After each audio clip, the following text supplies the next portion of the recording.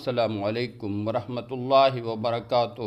بوسہ لینے یعنی چومنے کا عجیب بہانہ۔ حضرت محمد صلی اللہ علیہ وآلہ وسلم کی وفات کا وقت جب قریب آیا تو اس وقت آپ صلی اللہ علیہ وآلہ وسلم کو شدید بخار تھا۔ آپ صلی اللہ علیہ وآلہ وسلم نے حضرت بلال رضی اللہ تعالیٰ عنہ کو حکم دیا کہ مدینہ میں اعلان کر دو کہ جس کسی کا حق مجھ پر ہو وہ مسجد نبوی میں آ کر اپنا حق لے لے۔ مدینہ کے لوگوں نے یہ اعلان سنا تو سب پریشان ہو کر رونے لگے۔ یوں مدینہ میں ایک کوہرام مچ گیا، سارے لوگ مسجد نبوی میں جمع ہونے لگے۔ صحابہ کرام رضی اللہ تعالی عنہما کی آنکھوں میں آنسو تھے، دلوں پر بے چینی کا راج تھا، نہایت پریشانی اور اضطراب کا عالم تھا۔ اسی اثناء نبی کریم صلی اللہ علیہ وآلہ وسلم تشریف فرما ہوئے۔ آپ صلی اللہ علیہ وآلہ وسلم کو بہت تیز بخار تھا کہ چہرہ اقدس سرخ ہوا جا رہا تھا۔ نبی کریم صلی اللہ علیہ وآلہ وسلم نے فرمایا، اے میرے ساتھیوں، تمہارا اگر کوئی حق مجھ پر باقی ہو تو وہ مجھ سے آج ہی لے لو۔ میں نہیں چاہتا کہ میں اپنے رب سے قیامت میں اس حال میں ملوں کہ کسی شخص کا حق مجھ پر باقی نہ ہو۔ یہ سن کر صحابہ کرام رضی اللہ تعالی عنہما کے دل تڑپ اٹھے۔ مسجد نبوی میں ہر آنکھ اشک بار تھی۔ صحابہ کرام رضی اللہ تعالی عنہما رو رہے تھے مگر زبانیں خاموش تھی۔ ایک ذہنی اضطراب تھا کہ اب ہمارے رسول مہربان صلی اللہ علیہ وسلم ہمارا ساتھ چھوڑ کر جا رہے ہیں۔ اپنے اصحاب کی یہ حالت دیکھ کر فرمایا کہ اے لوگو، ہر ذی روح کو موت کا مزہ چکھنا ہے۔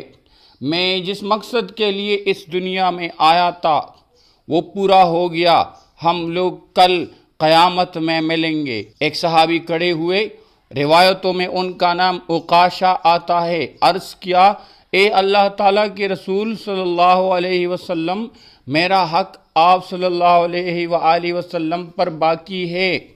آپ صلی اللہ علیہ وآلہ وسلم جب جنگ احد میں شرکت کے لیے جا رہے تھے تو آپ صلی اللہ علیہ وسلم کا کوڑا میری پیٹھ پر لگ گیا تھا، میں اس کا بدلہ چاہتا ہوں۔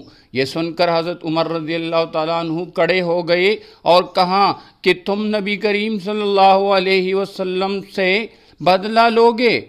کیا تم دیکھتے نہیں کہ آپ صلی اللہ علیہ وسلم بیمار ہیں؟ اگر بدلہ ہی لینا چاہتے ہو تو مجھے کوڑا مارو، لیکن نبی کریم صلی اللہ علیہ وسلم سے بدلہ نہ لو۔ یہ سن کر آپ صلی اللہ علیہ وآلہ وسلم نے فرمایا، اے عمر، اسے بدلہ لینے دو، اس کا حق ہے۔ اگر میں نے اس کا حق ادا نہ کیا تو اللہ تعالیٰ کی بارگاہ میں کیا منہ دکھاؤں گا، اس لیے مجھے اس کا حق ادا کرنے دو۔